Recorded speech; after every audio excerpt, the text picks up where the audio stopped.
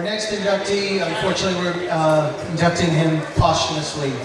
This past March, we all lost a dear friend, Elwood Apt Jr., aka Big Woody. Before our inductor comes up, first I want to introduce a family friend of Big Woody, fellow Hall of Famer, Latin Fury, Demon Ortiz.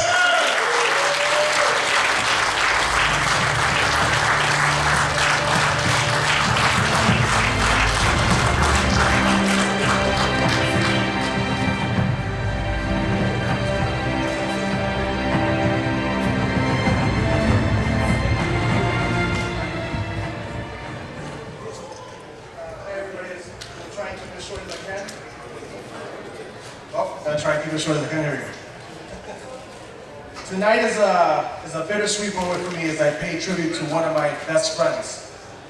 For those of you who didn't know Woody,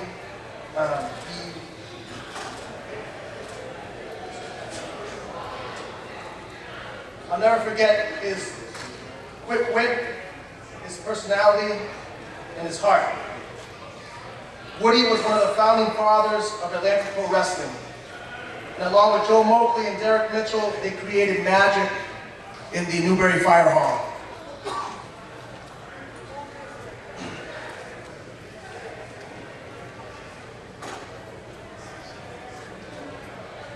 And no, we weren't having the big 5-star matches that everybody talks about nowadays. We had something a little bit more special. Because of Woody and his booking and the way he structured the show, the fans gave a damn about what we were doing. They were emotionally invested. And in a world of dong tossers and imaginary hand grenades and fake choke slams, you know, it's kind of hard to have the people believe, but they did. Woody knew how to hide our weaknesses and show our strength. Well, he tried to hide my weaknesses, but he couldn't really do that.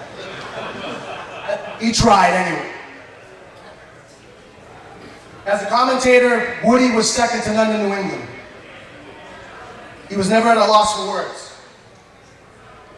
And as a manager, he could cut a great promo. And I'm damn proud of my friend right now. And I'm sorry I'm jumbling up my words, I'm a little nervous. But I'm damn proud of my friend right now, and I wish he was here to see all this. But I know he's up there somewhere looking at me right now saying, "Bah!" So here's to you, big man. I love you, I miss you, and I'll never forget you. Thank you.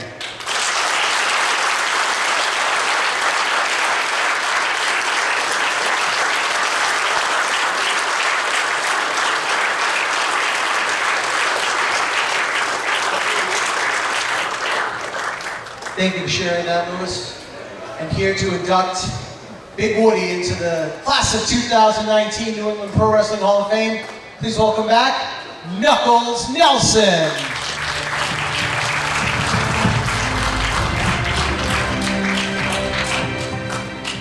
This works out perfectly because Luis just talked about Woody in his more recent time. I want to tell you just briefly about when Woody first broke into wrestling.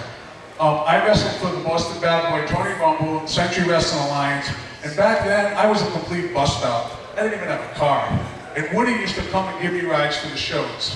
And we became very close friends. And I'm sitting here and I'm looking at Slickwack the Brown, and this came into my head just now. I remember one time, me and Woody were at his house in Seabrook, New Hampshire, and this thing called Web TV had just come out. Does anybody remember Web TV? Right? And I'm sitting, and it was always 4:20 over there. It was always 4:20 in the afternoon, right? And me and Woody are sitting there, and Slick is like laughing like he is right now, because I'm this fucking idiot going like this with 2 fingers on Web TV, trying to figure out how it works. And Slick just shook his head and he walked up. You remember this? Remember this, right? And he's like, and we're like, you know, running a wrestling promotion, so it was all part of the course. And Woody would come to these shows with Tony Rumble, and Tony Rumble said to me one time, he said, "I'm gonna put Woody on the shows." He said, "He's got more personality than anybody I have."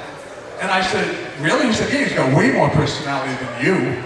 And I said, "No, he doesn't." He said, "Yes, he does." He said, "You're a mean, tough, big, tough guy." He said, "Woody's likable." He He said, that's really hard to come by in wrestling. So that turned into him, he was going to become a manager for Tony, and then Tony passed away, at 42 years old.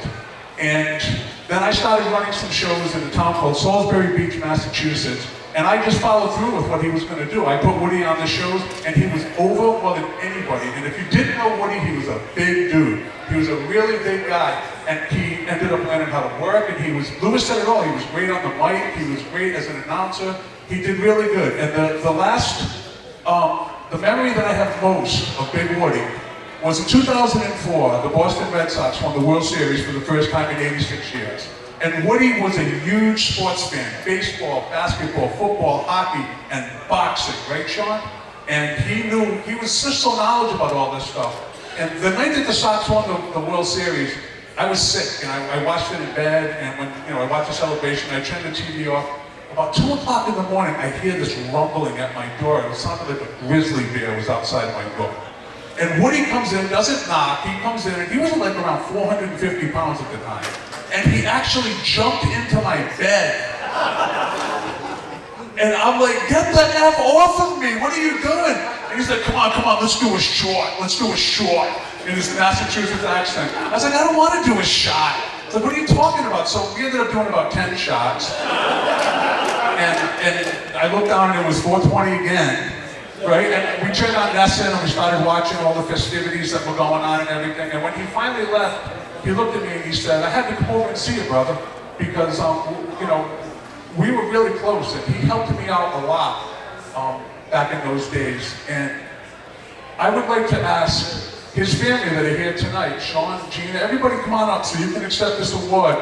Welcoming Elwood Big Woody Apt in the 2019 New England Pro Wrestling Hall of Fame.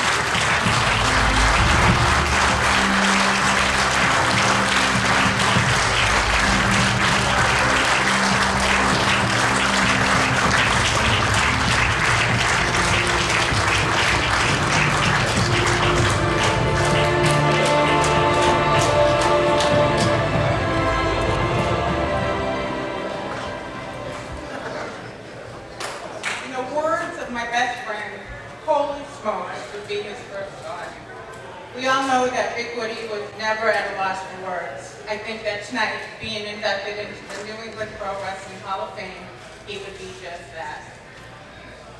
4 years ago, Big Woody inducted his good friend, Luis Ortiz, and was so very honored to do so, and that it was only fitting that Luis did the same tonight, along with another good friend of Big Woody's, Knuckles Nelson.